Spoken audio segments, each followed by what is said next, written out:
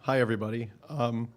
So it's safe to say that I would rather be in a corner than the corner. Uh, Maybe that one. I I'm the sort of person who likes to observe. I like to listen, but if I'm in a corner by myself, there's a lot less risk.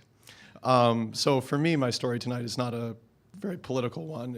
It's more about how a person like me becomes part of we the people, or if that's too highfalutin, just becomes part of a group or being part of us, just being a little bit more involved. So when I started college in a little town in western New York called Alfred, I knew that I had to be more involved than I was in high school if I was going to make it worth anything. And the way I was going to do this was I was going to be in a sketch comedy group called Pirate Theater. Um, and Pirate Theater was the good sketch comedy group, much better than Friday Night Live.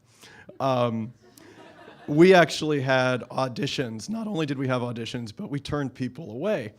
And everybody in Pirate Theater was really funny, really smart. They were engineers and theater majors and English majors, people who were studying things and doing things that I admired and thought were really cool.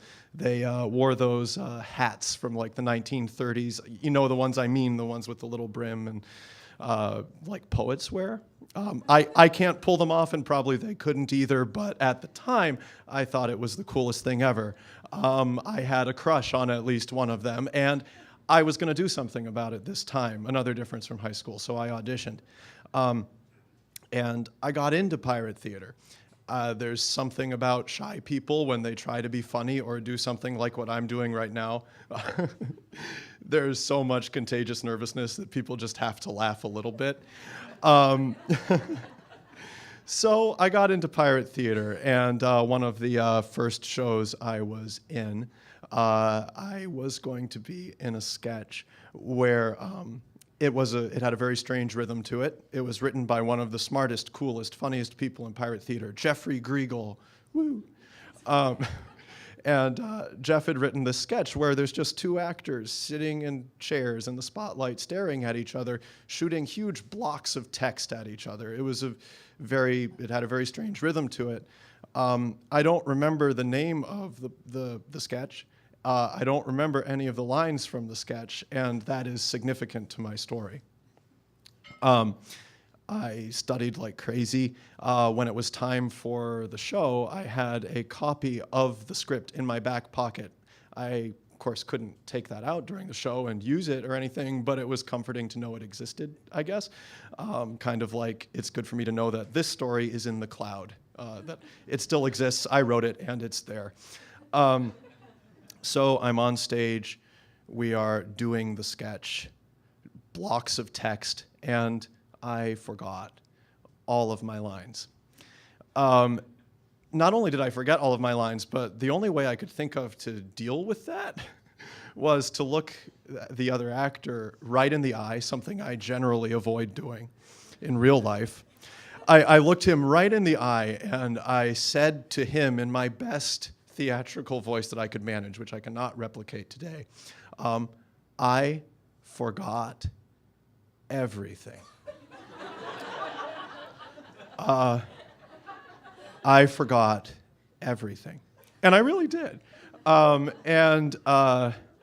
Everybody in the crowd, apparently this was actually the best thing I could have done in what was otherwise, let's be honest, a really boring sketch with huge blocks of text in it. Everybody laughed. Literally dozens of people laughed like crazy, and it's gone down in Pirate Theater history as one of the funniest things that has happened. I remembered everything. A few seconds later, went through the rest of the sketch, stayed in Pirate Theater for 4 more years, and then it's been 12 years since that moment when I was 18, and my best friends, when I see them now, they often want to watch the video. And this is when I go into my corner, because I never have, and I never ever will watch this video. But it brings me great joy to see my friends watching it and seeing them laugh because of something I did, or let's be honest, something that happened to me. So anyway, this was a very important moment in my life as an adult. Since then, I've stepped into lots of places that make me uncomfortable. I've been a teacher, I've given talks, I've put myself in exciting new jobs, all things that are intensely uncomfortable for me, but also so enjoyable and valuable. While it's true that I would still, at this moment, rather be in a corner than the corner, which is where I am right now, and I'm about to be back in a corner, thank goodness, the corner is pretty nice too. Thanks.